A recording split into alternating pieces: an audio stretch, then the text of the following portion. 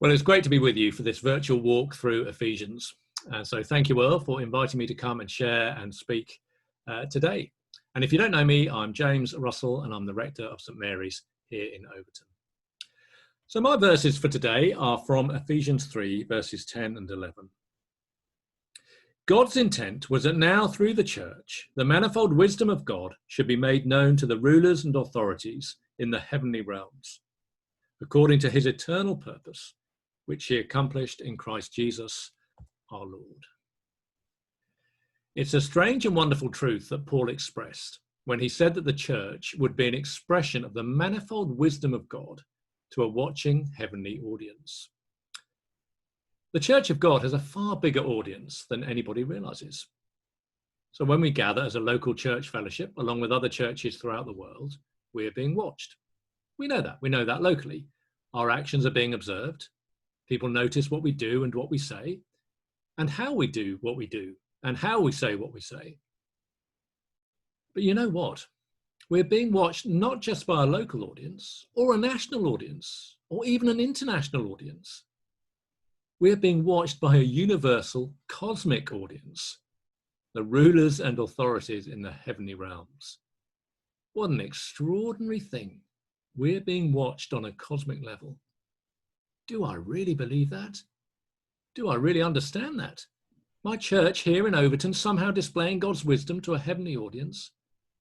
It seems ridiculous. Well, from these verses, this is clearly the way God has planned it. You see, God has a great desire to be known by all his creation. So let's just unpick that for a bit. All parts of his creation are limited in their capacity to understand certain aspects of the divine being. As humans, we are limited in our grasp of the heavenly realms. But that's no problem to the heavenly beings. They're up there, we're down here. But heavenly beings have no concept of what goes on down here. The dark things even, the hatreds and bitterness of what goes on down here sometimes, the feuds and the wars, the fallouts and the fights. But because of that, they also don't know what it is to be forgiven and reconciled. And so they have little concept of God as a gracious forgiver and reconciler. But God wants them to see him in these capacities. Otherwise, their knowledge of him will be deficient. The solution? The church.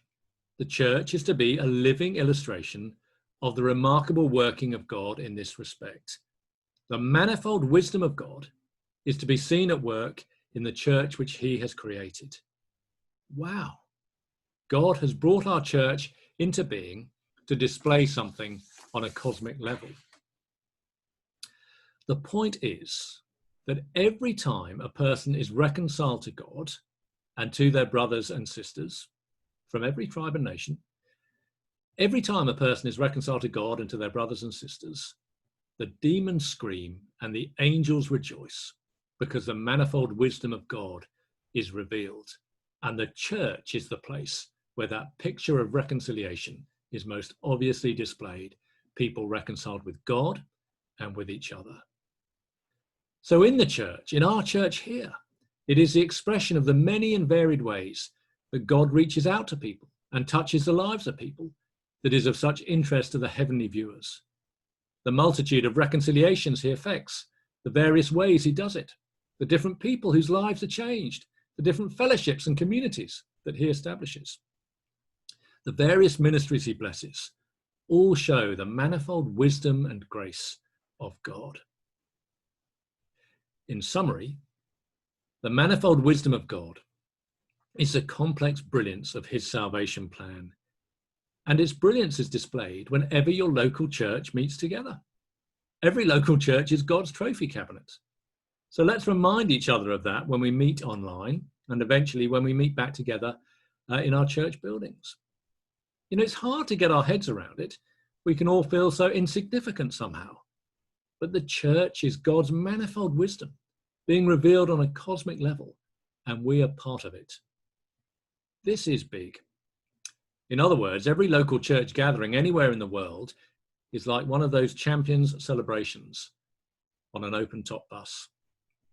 But instead of a football team celebrating a temporary sporting victory in a stadium, a church gathering under Christ, reconciled in and through him, is always a celebration of God's eternal spiritual victory over Satan, sin, and death at the cross.